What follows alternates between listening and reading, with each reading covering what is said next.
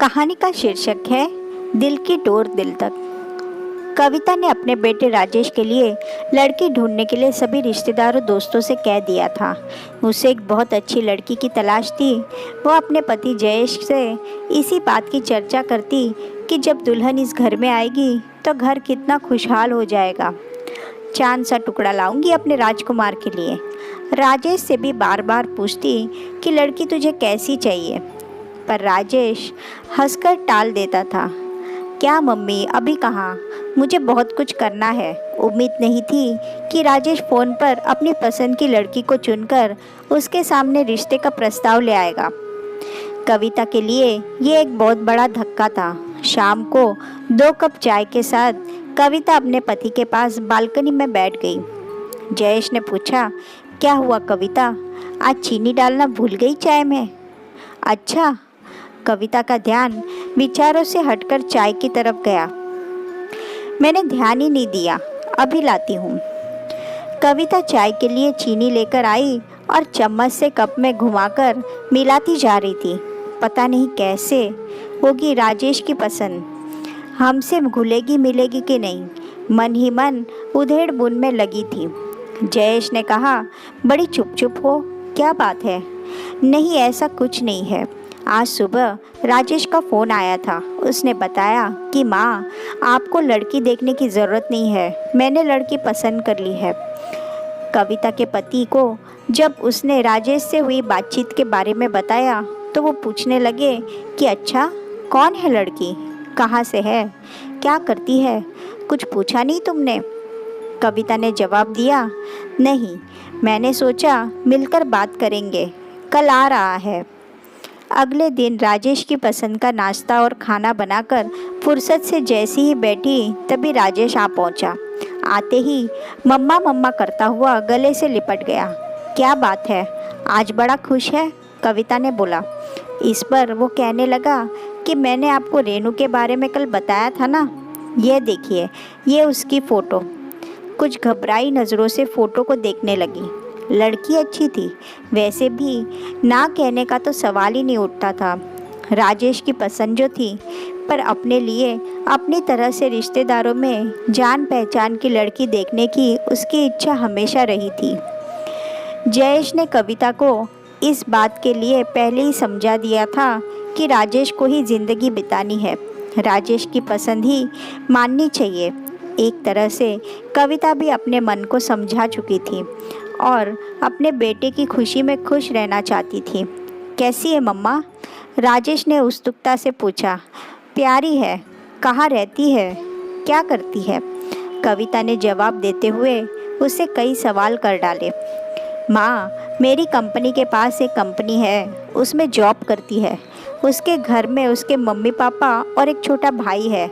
आपसे मिलवाना चाहता हूँ। नहीं बेटा, तुमने पसंद कर ली तो हमने पसंद कर ली। उसके पापा ने कहा उसके मम्मी पापा बात कर ले, फिर इस रिश्ते को आगे बढ़ाएंगे।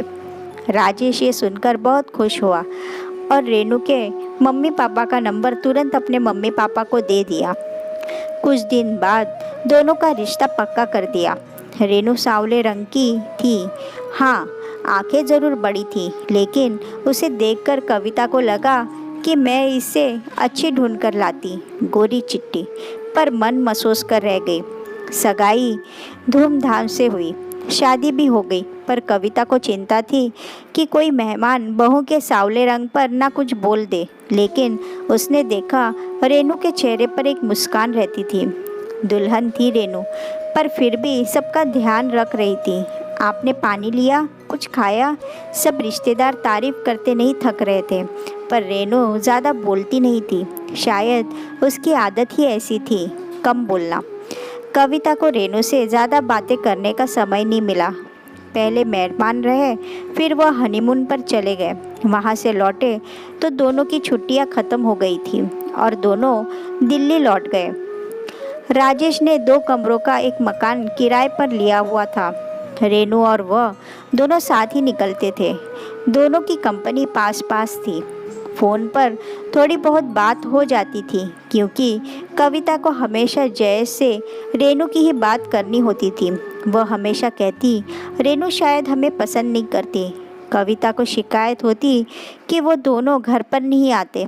इस पर उसके पति जयेश उसे समझा देते कि उनको छुट्टी नहीं मिल रही होगी। अभी शादी पर ली तो थी कितनी सारी छुट्टी, पर कविता के मन में एक डर था, बिना जान पहचान शादी हुई है। रेनू के कम बोलने की आदत की वजह से कविता और रेनू शादी होने के बावजूद भी एक दूसरे को ज़्यादा करीब से नहीं जान पाए थे। एक दिन राजेश ने फ़ोन किया और कहा, आप और पापा कुछ दिन के लिए आ जाओ, हम दोनों को छुट्टी नहीं मिल रही है, लेकिन आप लोग यहाँ आ जाइए, साथ मिलकर रहेंगे। कविता ने बहुत आनाकानी करते हुए मना किया, नहीं अब भी नहीं, फिर कभी, लेकिन राजेश मानने को तैयार ही नहीं था। अच्छा, तेरे पापा से पूछकर बताऊंगी।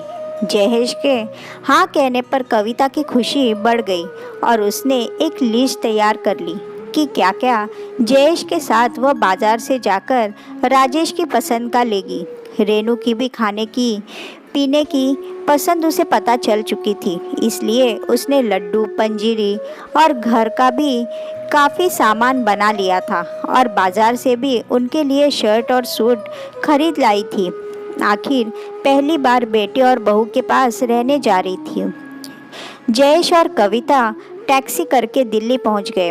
कविता सोचने लगी, रेनू ऑफिस होगी, छुट्टी तो ली नहीं होगी। दरवाजे पर ताला नहीं था। कविता को अच्छा महसूस हुआ। डोरबेल बजाते ही रेनू ने पैर छुए और नाश्ता और चाय लेकर आ गई। रेनू ने कहा कि आप नहा धोकर कपड़े बदल लीजिए, मैं थोड़ी देर में खाना लाती हूँ। सामने नया टॉवेल रख दिया। ये देखकर जयेश मुस्कुराए। थोड़ी टेढ़ी निगाह से कविता थोड़ी सी मुस्कुराहट के साथ नज़रें नीची करके नाश्ता करने लगी। देखा, बहू कितनी समझदार है। जयेश के ये कहने पर कविता कुछ नहीं बोली, कहती भी क्या।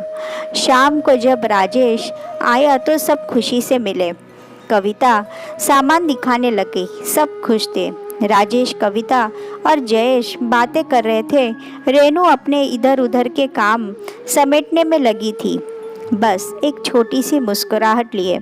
रात का खाना बाहर से ही ऑर्डर कर दिया था। सबने मिलकर खाना खाया। खा पीकर सब सोने चले गए। रेनू ने 2 चादर, 1 जग पानी और गिलास सब रख दिया था। कविता को मन ही मन खुशी हो रही थी। जैसा उसने सोचा था रेनू वैसी ही थी, घर को घर समझने वाली। अगले दिन ऑफिस था। राजेश बताता था कि दोनों कॉर्नफ्लेक्स खाकर जाते थे। कविता ने सोचा उन्हें कंपनी में मिल जाता होगा खाना, इसलिए कुछ ज़्यादा खाकर नहीं जाते। उसने सोचा क्यों ना मैं अपने जयेश के लिए कुछ बना लूँ। तभी रेनू की आवाज़ से उसका ध्यान टूटा। माँ, नाश्ता रेडीमेड है, ढोकला राजेश ने बाजार से ला दिया था। कविता ने देखा रेनू नया सूट पहनकर तैयार थी। ये वो सूट था जो कविता लाई थी। रेनू ने आगे बोला, खाना बना दिया है, खा लीजिएगा। अपने दिए सूट में रेनू को देखकर कविता को खुशी महसूस हुई कि रेनू ने दिए का मान रखा। सुंदर लग रही हो रेनू, कविता ने धीरे से कहा और तुरंत बात पलट दी। अरे, मैं बना लेती नाश्ता। रेनू ने कहा, नहीं माँ, आप क्यों काम करेंगी। अच्छा, चलते हैं, कहकर गले लगकर ऑफिस के लिए निकल गई। कविता ने रेनू की आंखें पढ़ ली थी कि बिजी होने पर भी छोटी छोटी बातों का ध्यान रख रही थी रेनू। जयेश, सुनो, कविता ने अपने गालों पर हाथ रखकर कहा। मुझे रेनू के गले लगने का स्पर्श देर तक महसूस हो रहा है। आज बेटी होती तो ऐसे ही गले लगती। जयेश ने भी अखबार पढ़ते पढ़ते भावुक दिल से हाँ कहा। लेकिन अगले दिन जयेश से कविता कहने लगी, क्या फ़ायदा आने का, दोनों को छुट्टी भी नहीं है और टाइम भी नहीं बिता पाते हमारे साथ। जयेश ने भी हाँ में हाँ मिला दी। कविता कहने लगी कि 1-2 दिन में हम चले जाएंगे। अगले दिन रेनू सुबह ही नाश्ता बनाने में लग गई। कविता ने रेनू से कहा, तुम तैयार हो जाओ, ये मैं कर लूँगी। नहीं माँ, आज शुक्रवार है, हम दोनों ने छुट्टी ली है और शनिवार इतवार की तो छुट्टी होती ही है हमारी। 3 दिन आपको ये शहर घुमा देंगे। मनी मन कविता मुस्कुरा रही थी कि बेटे बहू के साथ पूरा दिन बिताएंगे। चारों घूमने निकल गए। जहाँ भी संभल कर चलना होता रेनू तुरंत कविता का हाथ पकड़ लेती। 3 दिन पता ही नहीं चले। अगले दिन कविता सुबह ही उठकर रसोई में आ गई। रेनू तुरंत बोली, मम्मी जी कुछ चाहिए? नहीं, कविता ने कहा, मैं तो इसलिए चली आई कि दोनों मिलकर काम करेंगे, सब काम जल्दी हो जाएगा। ये सुनकर रेनू मुस्कुरा दी। दोनों ने मिलकर नाश्ता बनाया और रेनू ऑफिस के लिए तैयार हो गई। राजेश और रेनू चले गए। कविता जयेश से रेनू की तारीफ किए जा रही थी और जयेश मुस्कुरा रहे थे। तुम वही हो जो रेनू के लिए इतना डरी बैठी थी? कविता धीरे से मुस्कुरा दी थी। शाम को राजेश और रेनू ऑफिस से आए। खाना खाते समय जयेश ने कहा, राजेश हम कल जाने की सोच रहे हैं। राजेश ने कहा, अभी तो कुछ और दिन, अभी तो खूब मन लग रहा है। आप अकेले तो महसूस नहीं कर रहे? नहीं राजेश बेटा, तुम्हारी मम्मी साथ है ना, तो दिन आराम से कट जाता है। कभी टीवी देख लेते हैं और कभी अखबार पढ़ लेते हैं। ऐसे में समय का पता ही नहीं चलता। राजेश ने कहा, तो फिर क्यों जाना है? खाना खाने के बाद बर्तन समेटकर रेनू कमरे में आकर बोली, मम्मी जी शाम को ऑफिस से आकर बहुत अकेलापन लगेगा। आप दोनों से आने से रौनक हो गई है। थोड़े दिन और रुक जाइए, या मैं तो कहती हूँ कि आप हमारे साथ ही रहिए। वैसे भी अब पापा जी रिटायर हो गए हैं, कोई काम नहीं है।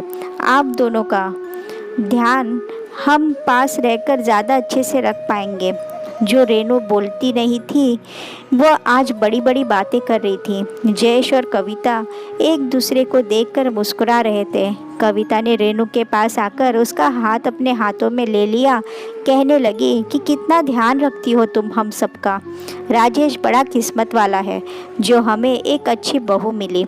इतनी अच्छी तो मैं भी ढूंढ नहीं पाती। ये सुनकर रेनू कविता के गले लग गई। रेनू बोली, मम्मी जी मैं भी किस्मत वाली हूँ जो ऐसा परिवार मिला। प्यार और अपनेपन की वजह से दिल की बात दिल तक पहुँच गई थी। आजकल दोनों के रिश्तों में बदलाव आया है। समझदारी और प्यार से रिश्ते मजबूत होते हैं।